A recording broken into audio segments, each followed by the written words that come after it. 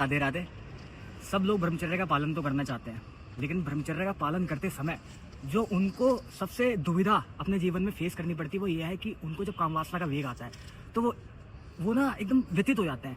उनको समाधान नहीं मिलता कि समय में करूं क्या। तो हमें समझना चाहिए कि वो जो वेग आता है वो हमेशा एक प्रकार का नहीं आता। ऐसा होता है कि जैसे मुझे हस्तक्रिया करने की या मैंने अपने जीवन में सहवास किया या संभोग किया, तो वो ऐसा होता है कि जैसे मैंने 1 महीने की मेरी आदत है वो करने की, तो ठीक शरीर 1 महीने बाद वो रिमाइंडर आपको बजा देगा। अगर आपने हस्तक्रिया 7 दिन बाद करी है तो 7 दिन बाद ही आपका एक अभ्यास हो जाएगा। तो फिर 7 दिन बाद होगा क्या कि आपको काम वासना का वेग आएगा। पहला वेग उस प्रकार का होता है। दूसरा वेग इस प्रकार का होता है कि आप देखते हो कि मौसम बदलता है, गर्मी आती है, सर्दी आती है, बरसात आती है। उस समय होता क्या है कि मच्छर बढ़ जाते हैं बरसात में, चींटियां सर्दियों में अंदर चली जाती हैं और चींटियों की संख्या बढ़ जाती है। कभी कभी ऐसे प्रकृति में हर एक जो जीव जंतु उसकी संख्या अपने अपने मौसम के हिसाब से बढ़ती रहती है। तो ठीक जो ये मनुष्य देह है, प्रकृति ने इसकी भी संख्या बढ़ाने की एक निश्चित अवधि निर्धारित कर रखी है।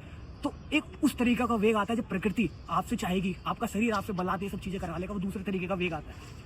तीसरे तरीके का वेग इस प्रकार का है कि जब आप सुबह सोते हैं तो 4 बजे के समय जो सुसुप्ति का समय होता है, 4 बजे से 6 बजे के बीच में, तो उस समय क्या होता है जो हमारी श्वास है वो बिल्कुल नाभि से चल रही होती है।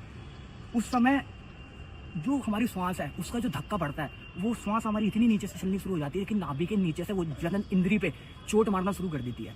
तो वो कभी भी हो सकता है वो पीरियड, हर व्यक्ति के अपने अपने शरीर की स्थिति के हिसाब से। तो जब वो वेग आएगा तो वो वेग इस प्रकार का होगा कि आपकी श्वास कभी आप देखना कि दिन में छाती से चल रही होगी, कभी गले से, कभी बिल्कुल नाभि से। वो श्वास आपकी जब नाभि से चलने लग जाएगी तो वो आपकी जनन इंद्रिय को शक्ति देती है और एक धक्का मारती है कि आप उस जनन इंद्रिय में जो शक्ति जमा है उसको शरीर से बाहर कर दें। तीसरा वेग उस प्रकार का है। चौथा वेग इस प्रकार का है कि अगर आप ऐसा खाना खाएंगे जो शरीर में गर्मी पैदा करता है, जो शरीर में काम उत्तेजना पैदा करता है, तो आप निश्चित ही भ्रष्ट हो जाएंगे। ऐसा खाना बिल्कुल मत खाइएगा जिससे शरीर में गर्मी पैदा हो, शरीर में उत्तेजना पैदा हो। अधिक मात्रा में अगर आप शिलजीत भी ले लेंगे ना तो आप उसको भी कंट्रोल नहीं कर पाएंगे। आप अगर लहसुन ज़्यादा खाएंगे तो आप उसे कंट्रोल नहीं कर पाएंगे। अगर आप प्याज ज़्यादा खाएंगे तो आप उसे भी कंट्रोल नहीं कर पाएंगे। ये अलग अलग तरीके के वेग आते हैं।